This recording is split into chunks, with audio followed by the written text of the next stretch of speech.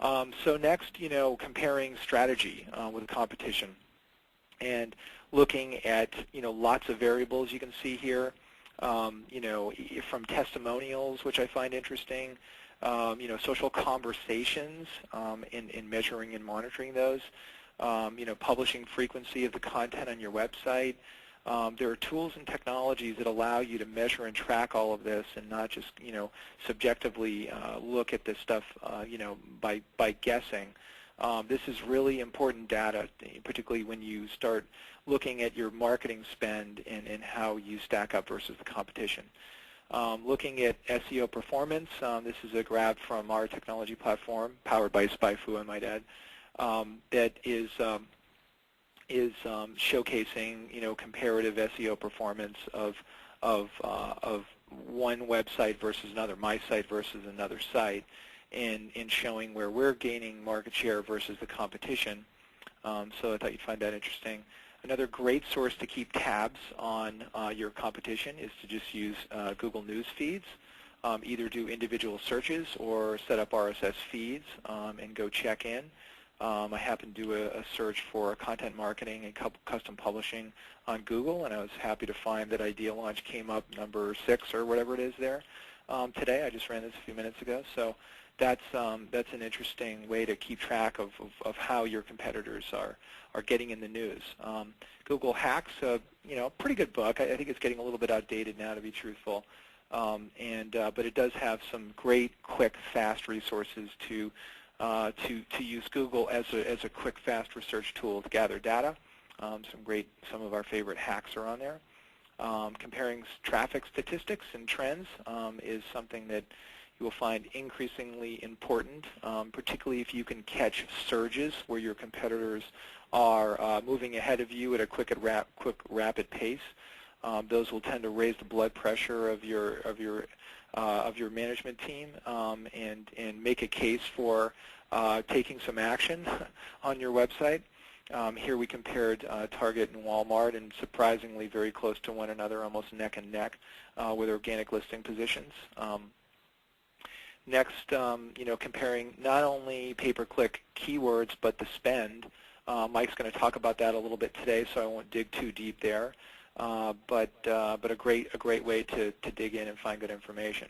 I love the concept of comparing authority status, yours, namely the competition. Are your competitors, speaking in conferences? Are they creating white papers and webinars and podcasts? And are they printing books with their name on the byline? Are they offering free courses and informational guides?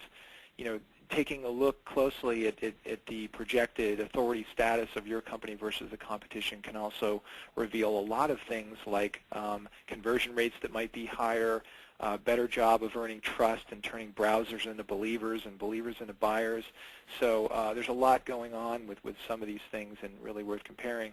Here's some data on comparing listing positions of Target versus Walmart. And looking at the overlap keywords. I love this tool that Mike's put together here, where you're looking at the overlapping keywords. And to me, this just crystallizes the opportunity to say we need to create content in this area alone. Look at this zone where Target is losing the battle versus Walmart. So we've really show a visual sense as well as a click one button and see all the results, and even export that data and start massaging it and building keyword silos from the data. That's basically what we do and how we use SpyFu. Comparing publishing frequency. There's a couple of tools actually that allow you to monitor. Watch This Site, I think, is .com is one of the tools that I just stumbled on a couple weeks ago, where that actually keeps track of new, fresh content, or even when a page has changed on a website. We'll have to talk Mike into building some technology out for SpyFu in that area, although he probably already has one. I just haven't seen it, so we'll talk with Mike about that. But that's a really interesting part, particularly from our perspective, the content marketing perspective, is what's changing on a website. Are they putting money? And even if it's a revamp and a revise of existing content on the website, I think that's a really important thing to look at. So, comparing social media reach, and I would also add, social media conversations happening within the industry. That is a really important thing to be monitoring and measuring, and to see what is your activity of conversation on Twitter versus your competitors. Are they more aggressive with actually conversing with people? And I think that's where you're going to need to start taking a look at, and there are lots of tools out there that allow you to measure that. And this just goes back to the compare the conversations and social trends. Great tools out there. TweetDeck being one of them, which I have open almost every day, that has about 5 or 6 things that I'm tracking and following, and conversations about content marketing and competitors and all kinds of neat stuff.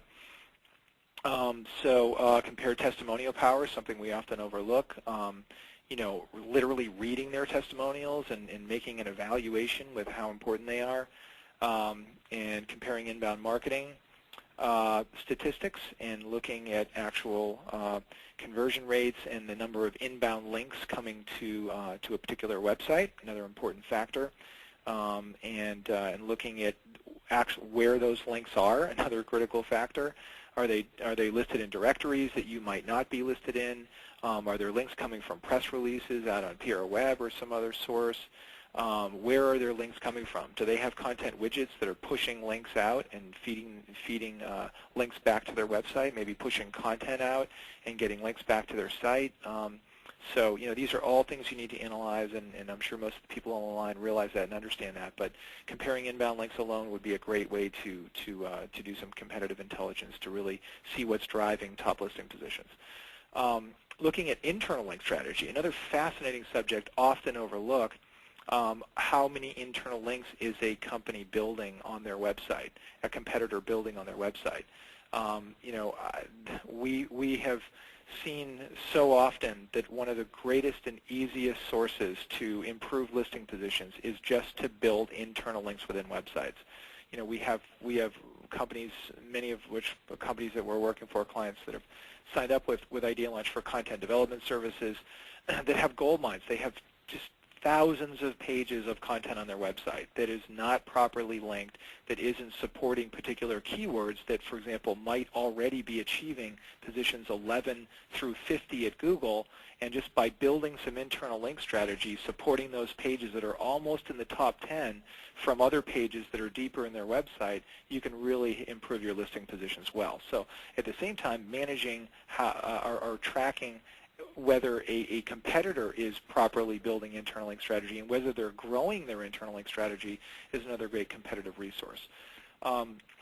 Another source of comparison is just testing methodology. Are you testing your landing page? Are your competitors A/B testing and multivariate testing?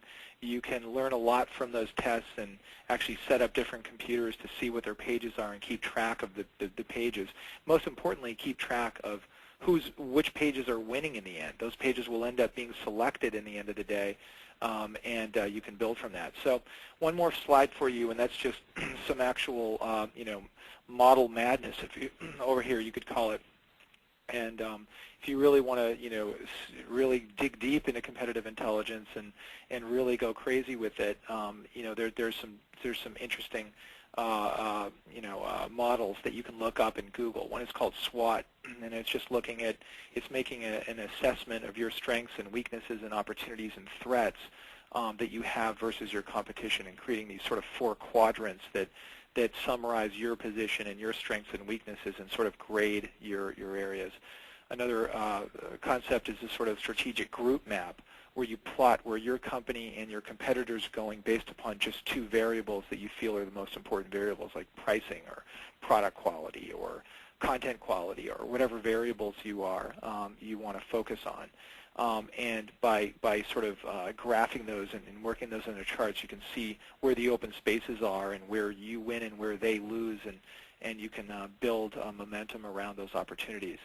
And of course, one of my favorites is what I call the content battlefield, where you just simply compare your traffic growth by keyword silo.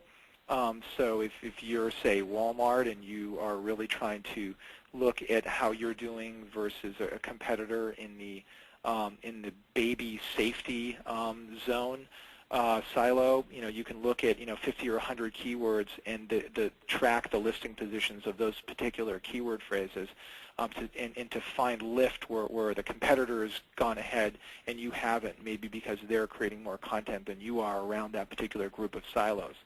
But if you start breaking down the keywords into silos and then looking at the correlation of content, I think you'll find an interesting way to work. So without further ado, I'm going to turn